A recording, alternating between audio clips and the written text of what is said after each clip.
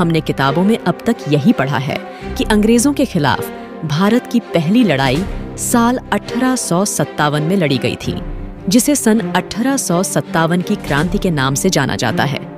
लेकिन कम ही लोगों को पता होगा कि भारत की जनता अंग्रेजों के खिलाफ उससे बहुत पहले ही बगावत का बिगुल फूंक चुकी थी।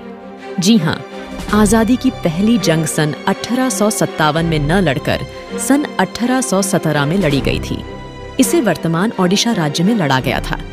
अंग्रेजों के खिलाफ इस लड़ाई को पाइका विद्रोह का नाम दिया गया, जिसने अंग्रेजों को चेता दिया था कि भारत उनकी गुलामी ज्यादा दिन तक नहीं सहेगा। अंग्रेजों ने इनकी कहानी को इतिहास की रचना का हिस्सा नहीं बनने दिया था। एक महान स्वतंत्रता सेनानी की कहानी दर्शकों तक जरूर पहुंचनी चाहिए, इसलिए मैंने यह वीडियो बनाया है। पाइका विद्रोह एक सशस्त्र विद्रोह था जिसे अंग्रेजों के खिलाफ ओडिशा के खुर्दा जिले में हुआ था। यह घटना साल 1817 में हुई थी। पाइका विद्रोह का नेतृत्व बख्शी जगबंधु विद्याधर द्वारा अंग्रेजों के खिलाफ भारत के शुरुआती स्वतंत्रता सेनानियों में से एक हैं। सबसे पहले जानते हैं कौन थे पाइका विद्रोह के नायक बक्सी जगबंधु। सबसे पहले जानते हैं कौन थे पाइका विद्रोह के नायक बक्सी जगबंधु, जिन्होंने अपनी शूरवीरता से अंग्रेजों के होश उड़ा दिए थे। ओडिशा के जगबंधु विद्याधर महापात्र भ्रमरबर राय बक्सी जगबंधु का जन्म 1773 में पुरी के पास रोरुंगा में हुआ था। उनके पूर्वज खोरधा सेना के सेनापति या बख्शी थे। बक्सी जगबंधु खुर्दा के गजपति राजा की मिलिशिया सेना के कमांडर थे। खुर्दा पुरी के निकट एक राज्य था, इसलिए जगबंधु को बक्शी जगबंधु के नाम से जाना जाता था। किला रोरुंगा को उनके पूर्वजों ने खरीदा था, जिसे उन्होंने 1817 में ओडिशा पर ब्रिटिश कब्जे के समय तक बरकरार रखा था। जब अंग्रेज यहाँ पहुंचे तो उस समय ओडिशा के गजपति शासक मुकुंद देव द्वितीय किसान मिलिशिया थे। पाइका ओडिशा राज्य में पारंपरिक मिलिशिया समुदाय थे। पाइका शब्द विशेष रूप से ओडिशा के मिलिशिया वर्ग को संदर्भित करता है। पाइका शब्द का उच्चारण पाइको शाब्दिक रूप से पैदल सैनिक। 16वीं शताब्दी के बाद से ओडिशा में राजाओं द्वारा विभिन्न सामाजिक समूहों से वंशानुगत कर मुक्त भूमि और उपाधियों के बदले सैन्य सेवाएं प्रदान करने के लिए भर्ती किया गया वर्ग था।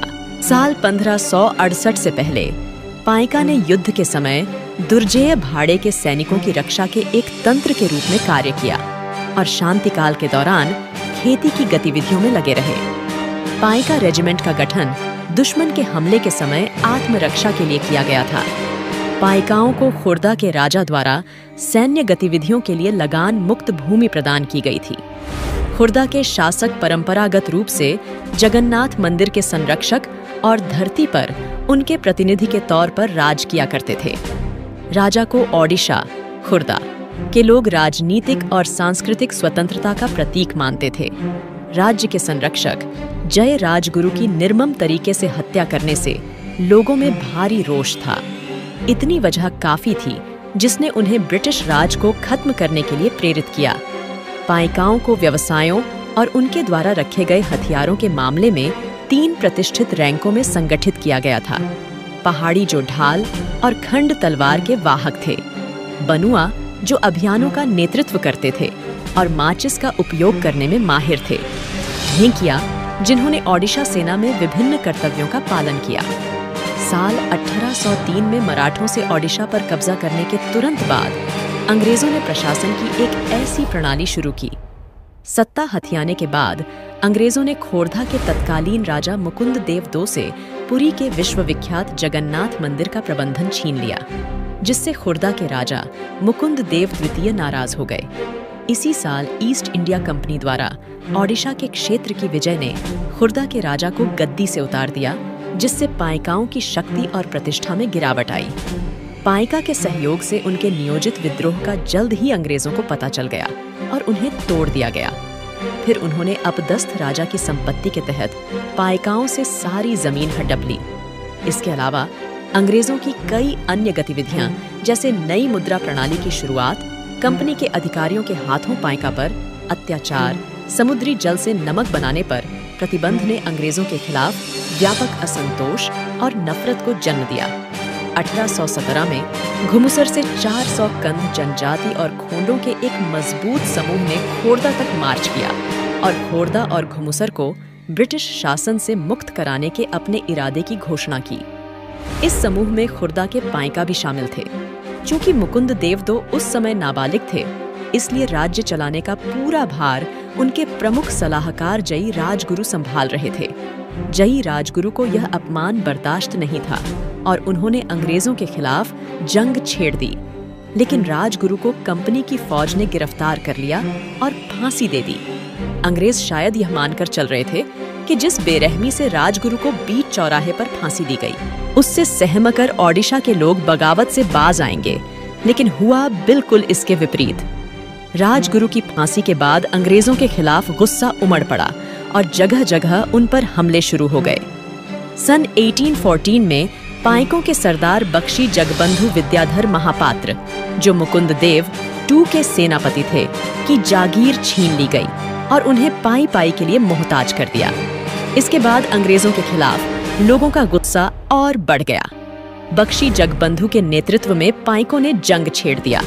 शीघ्र ही इस लड़ाई में खोड़दा के अलावा पुरी, बाणपुर, पीपली, कटक, कनिका, कुजंग और केउंझर के बागी भी शामिल हो गए। साल 1817 में अंग्रेजों के अत्याचार से नाराज घुमुसर, वर्तमान के कंधमाल, और बाणपुर के आदिवासी कंद संप्रदाय के लोग बख्शी के सेना के साथ मिलकर अंग्रेजों पर धावा बोल दिया। यह सम्मिलित आक्रमण इतना भीषण था कि अंग्रेजों को खोड़दा से दुम दबाकर भागना पड़ा। पाइका ने खुर्दा की ओर अपने मार्च के दौरान एक पुलिस स्टेशन में आग लगा दी और ईस्ट इंडिया कंपनी के कुछ अधिकारियों की भी हत्या कर दी। विद्रोह को नयागढ़, कुजांग, कनिका के राजाओं, ग्राम प्रधानों, किसानों और जमींदारों से बड़े पैमाने पर समर्थन मिला। विद्रोह तेजी से पुर्ल, पिपली, कटक और ओडिशा के अन्य हिस्सों में फैल गया। प्रारंभ में ऐसा लग रहा था कि पाइका ने लड़ाई पर कब्जा कर लिया है और कुछ जीत हासिल की है, लेकिन केवल 3 महीनों में अंग्रेजों ने उन्हें दबा दिया। हालांकि कुछ पाइका ने अंग्रेजों के खिलाफ गुरिल्ला युद्ध लड़ा, फिर भी साल 1819 में विद्रोह पूरी तरह से दबा दिया गया। इसलिए ब्रिटिश ईस्ट इंडिया कंपनी की सेनाओं द्वारा बेरहमी से दबाए जाने से पहले यह 1.5 साल तक चला। बागियों ने करीब 100 अंग्रेजों की हत्या कर दी, सरकारी खजाने को लूटा और खोड़दा में स्थित कंपनी के प्रशासनिक दफ्तर पर कब्जा कर लिया। इसके बाद भी विद्रोहियों ने कई जगह अंग्रेजों को मात दी, लेकिन आखिरकार कंपनी के बेहतर युद्धास्त्र के सामने उन्हें हारना पड़ा।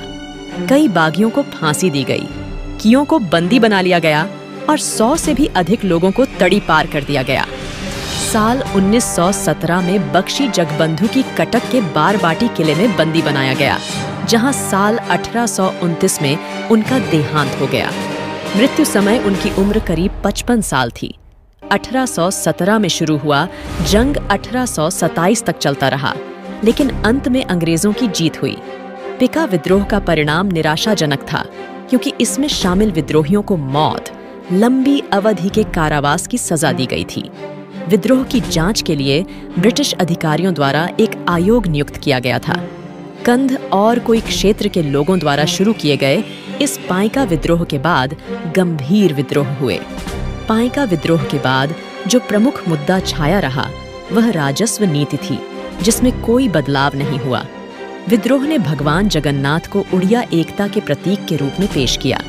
पाइका एक खूनी विद्रोह था जिसने भारत में ब्रिटिश वर्चस्व को चुनौती दी थी, लेकिन इसे अधिक लोकप्रियता हासिल नहीं हुई। दोस्तों, इसी तरह की इंटरेस्टिंग वीडियोस देखने के लिए हमारे YouTube चैनल ग्लोबल थिंक को सब्सक्राइब जरूर करें और हाँ, बेल बटन को दबाना ना भूलें, ताकि आपको आने वाली वीडियो की जानकारी मिल सके।